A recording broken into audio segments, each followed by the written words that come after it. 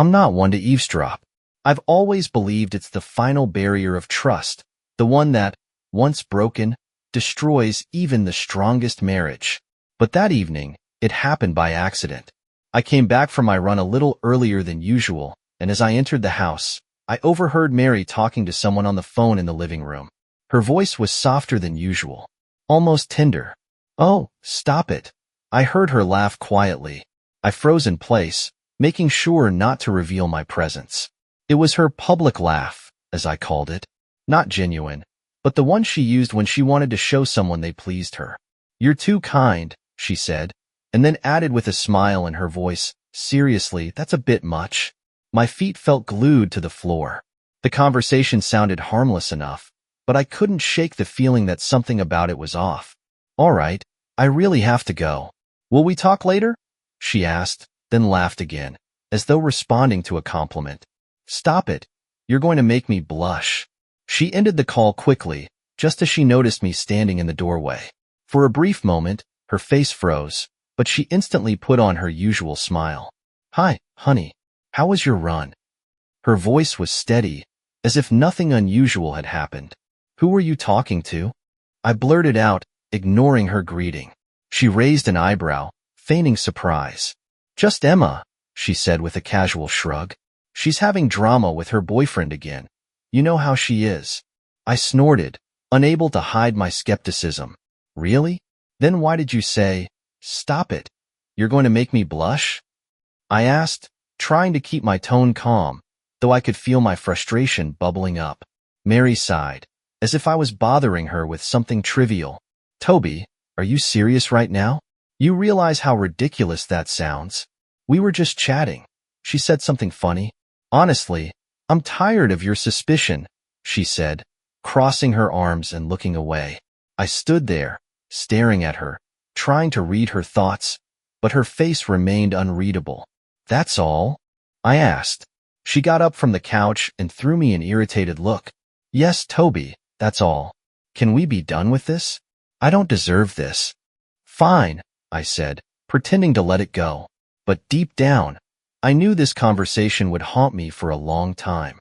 Her laughter, her words, they didn't sound right. Mary had always loved attention. Even when we first started dating, I noticed how she came alive in a crowd. She could charm anyone, make everyone laugh, and draw every eye to her. It was her gift, and maybe her curse. When her Instagram page started gaining traction, I was proud of her. We built it together.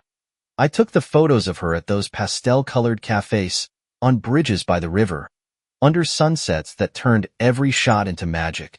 I wasn't just her husband. I was her biggest fan, her producer.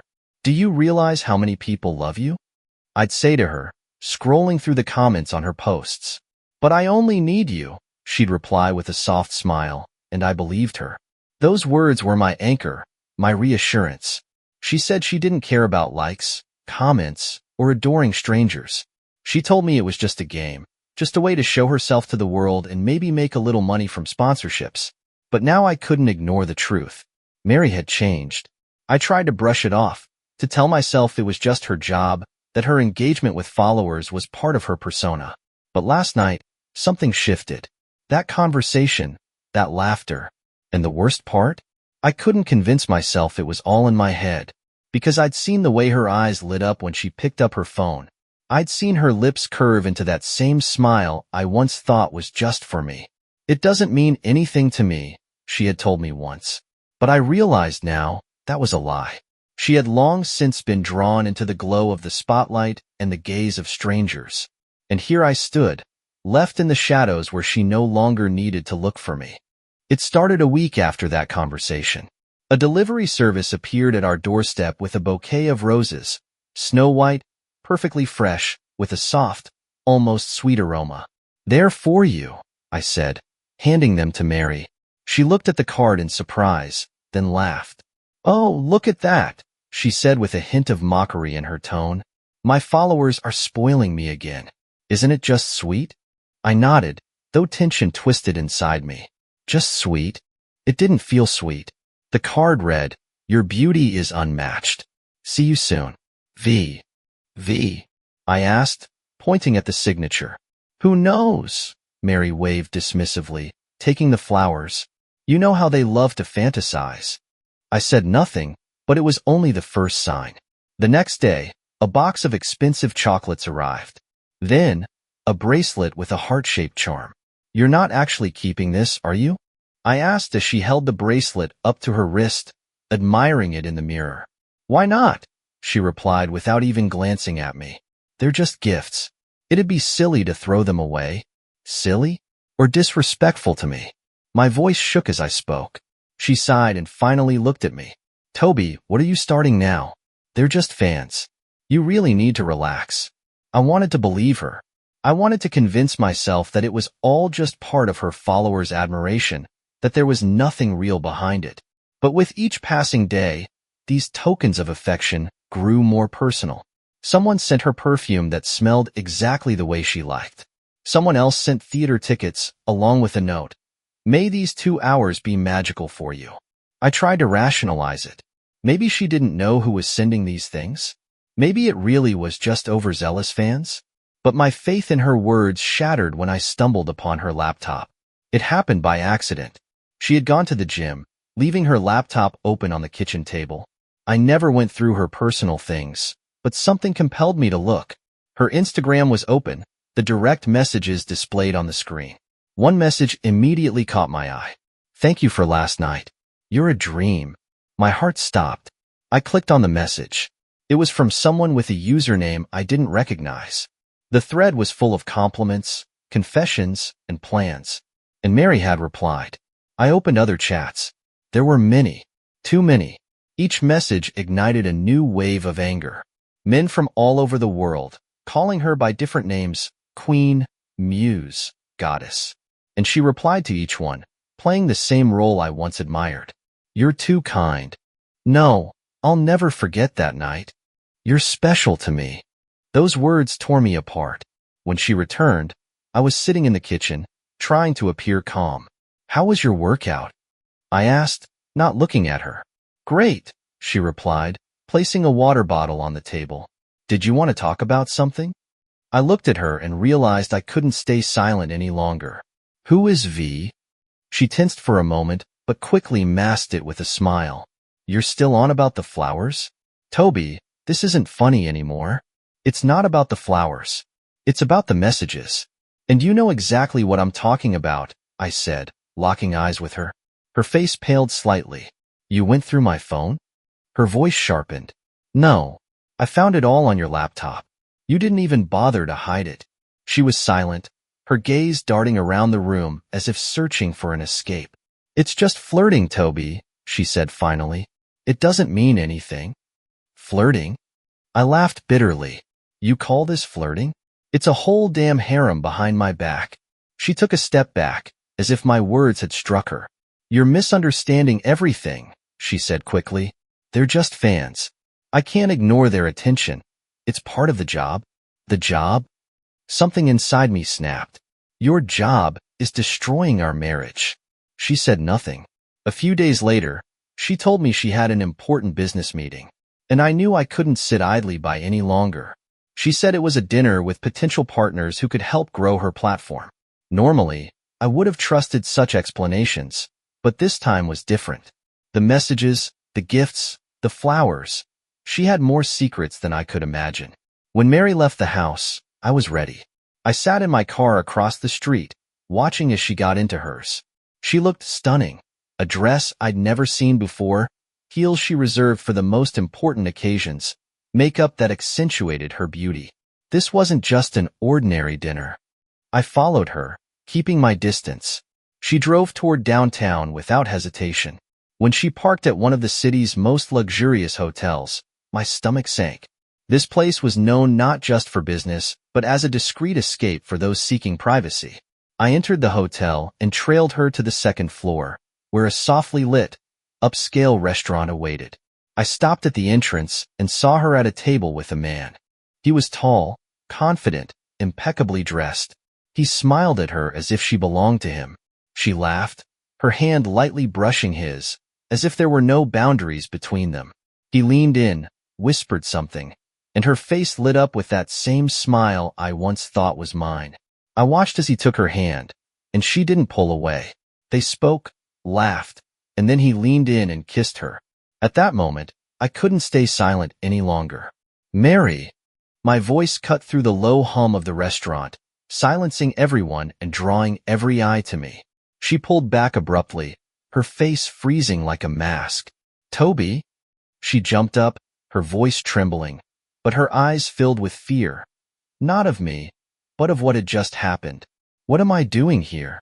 I stepped closer, fists clenched. You tell me, what are you doing here, kissing this guy? The man stood up, trying to remain composed. Excuse me, but I think you should. Should what? I interrupted, stepping closer to him. You just kissed my wife, and you call that normal? Toby, calm down. Mary stepped between us, raising her hands as if to shield him. It's not what you think. I laughed, but there was no joy in it. Seriously? You're saying that again? I saw it with my own eyes, Mary.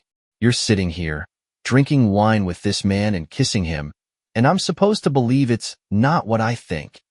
She didn't respond. Instead, she turned to the man, who stood nearby, looking slightly uneasy but still wearing a mask of confidence. Are you okay? She asked him, her voice quiet but caring. I froze. She wasn't even looking at me. Her only concern was for him. I'm fine, he muttered, glancing at me. Maybe I should leave? No, she said sharply, turning back to him. Please stay. Something inside me broke. My heart pounded, but not from anger. Now it was pain, sharp and unrelenting. Are you serious? I looked at her, unable to believe what I was seeing. You're asking him to stay? After everything that just happened? Mary looked at me, her expression a mix of guilt and defiance. Toby, let's not make a scene, she said coldly. This isn't the time or place. A scene? I scoffed, bitterness dripping from every word. What do you call all of this, then, if not a scene? I stepped back, taking in the sight of them together. He remained silent, eyes downcast, while she stood by him, as if afraid I might do something drastic. I hope it was worth it, I said, turning and walking away without looking back. She stood there with that man, surrounded by the luxury she craved so much. But all of it, the chandeliers, the wine glasses, the smiles of people who meant nothing to her, would eventually turn to emptiness. Because those who betray never get a happy ending. At least, I'll make sure she doesn't. Mary came home late. I sat on the couch in the living room, surrounded by a silence that only amplified the noise of the thoughts racing through my head. The lamps were off, save for the dim glow of a floor lamp casting long shadows across the corners of the room. I heard her heels clicking against the tiles in the hallway, the door closing quietly behind her as though she were trying not to wake the storm. She walked into the living room with an air of complete confidence, not even trying to avoid my gaze. There wasn't a trace of shame or guilt on her face. She kicked off her heels, tossed her purse onto the armchair, and, noticing me, sighed. You're still up? She asked, as if we'd just returned from a routine dinner, and I was eager to talk about something trivial. My voice cut through the quiet like a knife. We need to talk. She raised an eyebrow, clearly annoyed, and sank into the chair across from me, crossing her legs. About what? Are you serious? I felt anger flare up inside me. You're really going to sit there and pretend you don't know what we need to talk about after everything that happened today? She rolled her eyes. Toby, if you're going to make a scene again, can we please just skip the drama? Skip the drama? I shot to my feet, disbelief ringing in my voice. Mary, you kissed another man right in front of me. You betrayed me openly. She looked at me with a faint smirk, her face calm, almost cold. Yes, I did. So what? Her words hit me like a slap. I stood frozen, unable to comprehend that she had actually said it. So what? Are you kidding me? That's all you have to say? You're not even trying to defend yourself. Mary leaned back in the chair, shrugging casually. Why should I defend myself? I didn't do anything wrong. Nothing wrong. I repeated, no longer holding back the fury in my voice. You're cheating on me, lying to me, acting like nothing happened, and you think that's fine? She looked at me as though she were explaining something obvious to a child. Toby, listen. You have to understand. I'm not like other people. I'm desired. People want me. And that's not my fault. I stared at her, unable to believe what I was hearing. And you think that justifies you? That gives you the right to destroy our marriage? She sighed, brushing a strand of hair from her face, irritation flashing in her eyes. I'm not destroying anything, Toby. You're just overreacting. Overreacting? My voice shook. You're meeting other men behind my back, accepting their gifts, spending time with them, and you call that normal? Her gaze hardened, her tone sharpening in response. Yes, it's normal, because I'm not going to give up the things I enjoy. You don't even feel guilty, I said, shaking my head, overwhelmed by a mix of rage and despair. She stood up, crossing her arms over her chest. And what should I feel guilty about, Toby? Being beautiful? Being wanted? Do you think it's easy? Every day, I hear compliments and get attention. Am I supposed to reject it all, just because I have a ring on my finger? Yes, you are. I yelled, stepping closer to her. Because that's called loyalty. That's called respect.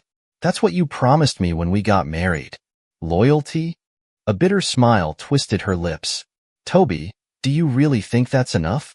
That I can spend my entire life with just you? I felt everything I knew and believed in shatter. Then why did you marry me in the first place? I asked, barely holding back tears. Her eyes met mine, and there wasn't an ounce of regret in them. Because at the time, it felt like the right thing to do, she said calmly. But people change. I'm changing. You're changing? I whispered. No, Mary, you're not changing. You're just showing your true colors. She smirked, her tone turning icy. Maybe I am. So what now? Are you going to punish me? Leave me? Curse me? You'll never truly walk away from me, Toby. Are you so sure? My voice was quiet, but there was a dangerous edge to it. She paused for a moment, as though she hadn't expected me to say that. Yes, I'm sure, she said finally. Because you're just like everyone else. You're addicted to me. You can't leave, no matter how much you want to. At that moment, I realized I was looking at a stranger. A woman who had once been my entire world, but had now become someone I couldn't understand, and maybe even hated. There's only one thing I regret, Mary, I said quietly, locking eyes with her. And what's that? She asked, her tone defiant. Not seeing this sooner. I turned and walked away, leaving her standing in the middle of the living room, surrounded by the bitter echoes of broken promises. I didn't sleep all night. I lay in the darkness, waves of anger and resentment crashing over me, threatening to swallow me whole. Her words echoed in my head like a broken record. I'm not going to change. She hadn't even tried to pretend. She didn't care about how I felt, didn't care that she had destroyed everything we'd spent years building. By morning, I had made a decision. If she didn't think she was at fault, if she believed she could act however she pleased, I would make sure she understood that her actions had consequences. I got out of bed, opened my laptop, and began researching how to file for divorce in the most effective way possible. This wasn't going to be just a declaration or a simple breakup. It had to be a blow she would never forget. Mary always thought she was above everyone else. Her Instagram fame only reinforced that belief. She thrived on compliments, attention, and luxury. Her entire world revolved around likes, comments, and adoring gazes. I realized that this was her weakness. This was her foundation, and I was going to tear it apart. First, I began gathering evidence, memories of her social media flirting, the gifts that had arrived at our home, her trips to those so-called meetings. All of it, I decided, would become my arsenal.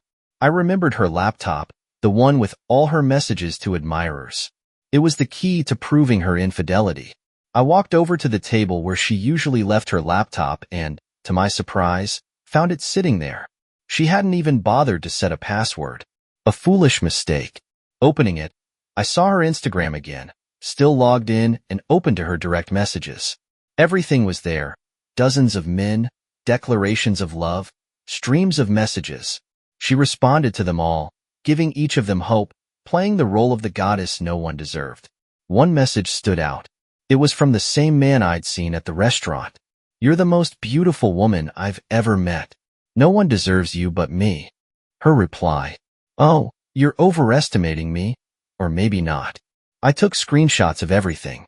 I saved them onto a flash drive, which I immediately slipped into my pocket. This was step one. When Mary woke up, I was already in the kitchen, holding a cup of coffee more for something to do with my hands than for the caffeine. She walked in as if nothing had happened, her hair tousled, a faint smile on her face, as though last night had never occurred.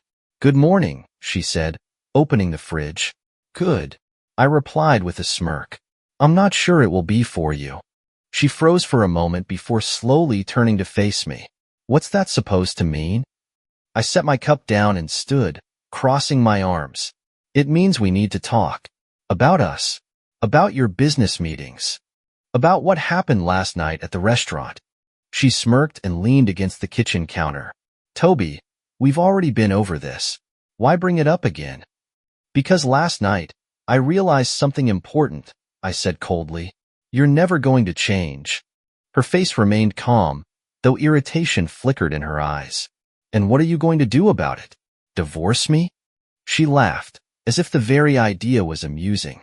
Exactly, I said, meeting her gaze. Her smile faltered, but only for a moment. She stepped closer, her expression turning icy. Are you serious, Toby? You think that scares me? I'm not trying to scare you, I replied. I'm just done putting up with this. She laughed again, but it was a cold, hollow sound, like the chill of a winter wind. You're pathetic. Do you have any idea how many men would kill to be in your place? Do you know how many people want me? And that's your problem, I said, feeling the anger boiling inside me. You think the whole world revolves around you. She snorted, her expression growing more disdainful. Because it does. I'm too beautiful to be faithful, Toby. You've always known that. Her words struck me, but instead of pain, all I felt was a dull, simmering frustration. You know what, Mary? You're right. You are too beautiful to be faithful. But beauty doesn't last forever. Reputation, however, that's what people remember. Her brow furrowed as confusion flickered across her face. What are you talking about? You'll see soon enough, I said, picking up my phone from the table. I'm filing for divorce. And I'm making sure the world knows exactly who you are. You wouldn't dare, she shouted, her voice rising, her face contorted with anger. I would, I replied calmly. I've got everything, your messages, the gifts, the dates, the men, all of it, neatly saved. Her eyes widened briefly, but she quickly regained her composure. You think that'll stop me? You think people will believe you? They'll believe it when they see it, I said, sliding my phone into my pocket. And I'll make sure they do. Her confidence wavered. She had always thought herself untouchable, but now her game was nearing its end. I left her standing in the kitchen, staring after me with a mix of confusion and fury. This was only the first battle, but I already knew I would come out of this victorious. Mary looked different when I saw her a month later. Her flawless makeup, once her signature look, now seemed rushed and careless. Her hair, usually styled to perfection, was pulled into a messy bun, and dark circles shadowed her eyes. She no longer shone the way she used to. This wasn't the woman I had once known. We met in the conference room at the lawyer's office. It was her suggestion to talk. But I knew there would be no discussion that could change anything. I wasn't there for compromise. I was there to finish what I'd started. She walked into the room, her face reflecting a mix of exhaustion and fury. She cast me a look full of blame before sitting down across from me. You did this, she said, her voice trembling with suppressed rage. You ruined everything. I stared back at her calmly, feeling the cold resolve settle deeper within me. No, Mary. You ruined everything. I just made sure you felt the consequences. She slammed her hand against the table, her voice rising. Consequences? You decided to air all our dirty laundry to my followers, my fans. Do you even realize what you've done? I told the truth, I replied evenly. And the truth was far dirtier than you want to admit. Her face turned red, her hands clenching into fists. You had no right. Those people knew nothing about our relationship. They didn't need to know. I leaned forward, locking eyes with her. And what about what you did? Did your fans know you were cheating on your husband? That you were accepting gifts from dozens of men? That you were having romantic dinners behind my back? She didn't answer. Her lips quivered, not with guilt, but with anger. You just wanted revenge, she finally said, her voice full of venom. You wanted to turn me into the villain. But you know what, Toby? You're the one to blame for all of this. I raised an eyebrow, surprised by her audacity. My fault? I repeated. You're blaming me for the fact that you destroyed our marriage? Yes, she shouted, her voice cracking. You never accepted me for who I really am. I leaned back in my chair, stifling a bitter laugh. For who you really are? I looked at her with disbelief. Mary, you created a persona even you don't believe in. You lived for likes, compliments, and the attention of strangers. And what about me? I was your support, your shadow, the one who stood by while you shone. All I ever asked for in return was loyalty. She shot to her feet, her eyes blazing. I can't be loyal. I'm not made for that, Toby. I'm too beautiful to belong to just one man. You've always known that. Her words hit like a slap, but instead of pain, I felt nothing but emptiness. Do you really believe that? I asked, looking at her as if she were a stranger. Yes, I do, she said defiantly, her voice filled with stubbornness. You should have loved me as I am, with all my flaws. Flaws? I chuckled coldly, without warmth. Mary, those aren't flaws. That's selfishness. You think the whole world revolves around you, that I should have turned a blind eye to everything you did just because you're beautiful. She opened her mouth to argue, but I stopped her with a raised hand. But that's not love, Mary. And I'm done living in a world where everything revolves around you. She stood in silence, staring at me with hatred barely concealing the desperation in her eyes. You destroyed me, Toby, she finally whispered, her voice trembling. Are you happy now? No, I said honestly, but you destroyed yourself long before I said a word. She turned away, her shoulders slumping. I could see her perfect world crumbling before her eyes. Her fans had started abandoning her after the truth came out. Her brand partnerships were in jeopardy. No one wanted to be associated with a scandalous influencer. She was losing everything she had lived for. But even now, she wasn't ready to admit her mistakes. You were supposed to support me, she murmured, not turning around. You were supposed to be on my side. I was on your side, I said. Always. But you chose a different side. You chose yourself. She turned to face me, her face streaked with tears, but her gaze still held a flicker of defiance. You'll regret this, Toby, she said. You'll realize you made a mistake. I stood, picking up the folder of divorce papers from the table.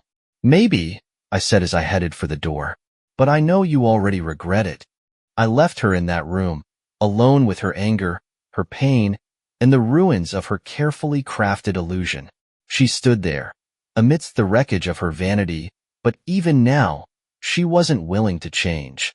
Her pride was her curse, and it would drag her down until the very end.